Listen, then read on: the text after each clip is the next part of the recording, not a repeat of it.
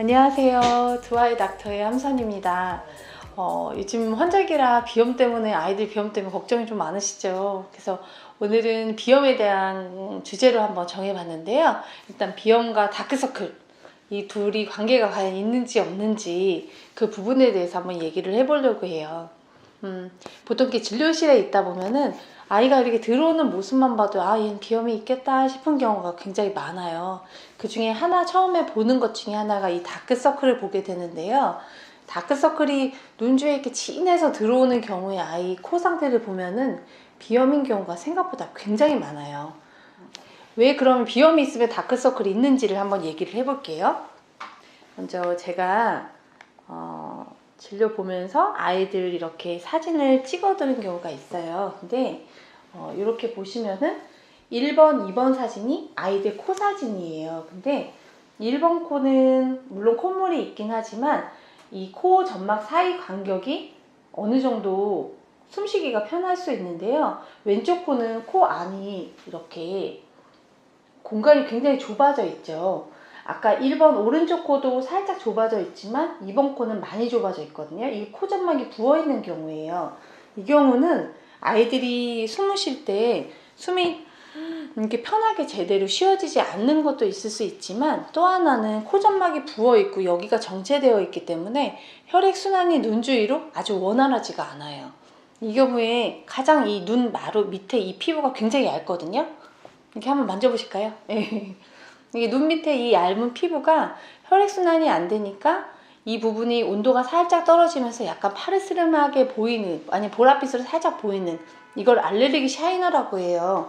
이게 비염의 사실은 증상 안에 들어있어요. 그래서 다크서클이 있는 아이가 자꾸 코는 훌쩍거리고, 이것 이외에 다른 증상이 나타날 수 있는 게 자꾸 비비는 거, 이렇게 얼굴이든 코든 자꾸 비비는 아이, 아니면 이게 자꾸 소리내는 아이, 아니면 아침에 일어났는데 어떤 날은 입냄새가 너무 심해요. 아이치고는 입냄새가 너무 심한 아이. 근데 어떤 날은 또 입냄새가 괜찮아요. 이런 경우는 분명히 코 안쪽으로 코가 넘어가거나 여기가 정체되어 있다는 뜻일 수가 있거든요. 그래서 이 경우는 집에서 그냥 마냥 두고 보지 마시고 아이가 비염이 있는지 없는지 한번 체크해 보시는 게 좋으실 것 같아요. 이것 이외에 아마 다크서클에 대해서 궁금하신 게 있으실 것 같아가지고 몇 가지 좀 정리를 해봤어요. 그럼 아이들이 다크서클이 없어지면 과연 비염이 없어지는 거냐, 이렇게 물어보시는 경우도 굉장히 많은데 꼭 그런 건 아니에요. 코가 좋아지면은 다크서클이 좀 연해지긴 하지만 그 아이가 다음에 또 코감기가 걸리면 또 똑같이 다크서클이 진해지는 경우가 생겨요. 그래서 다크서클이 진했다가 괜찮았다가 하는 경우 비염을 체크해 보셔야 될 것 같고요. 한방에서는 비염, 이 다크서클 있는 경우를 담음이라고 해서 몸에 담음이 많은 아이가 이제 이런 증상들이 많이 생긴다, 이렇게 보게 되는데요. 보통 주로 잘 생기는 체질이 소음인 체질 아니면 태음인 체질 아이들이 굉장히 많아요. 근데 소음인 체질 아이들은 보통 손발이 차고 자꾸 소화가 좀 안 되고 잘 안 먹고 좀 마르고 이런 체형의 아이들이 굉장히 많은데, 이런 친구들은 피곤해서도 사실 다크서클이 생기는 경우도 있거든요.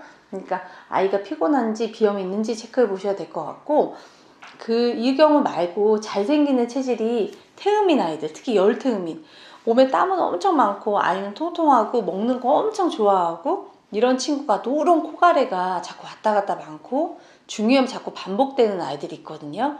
이 경우는 이렇게 막 코 자꾸 들이마시고, 이 경우를 그냥 집에서 지켜보시면 안 되고 치료를 한번 해보셔야 되는데, 이 비염은 치료 시기가 상당히 중요해요. 보통 만으로 3, 4세는 비염이 가장 심해질 때예요.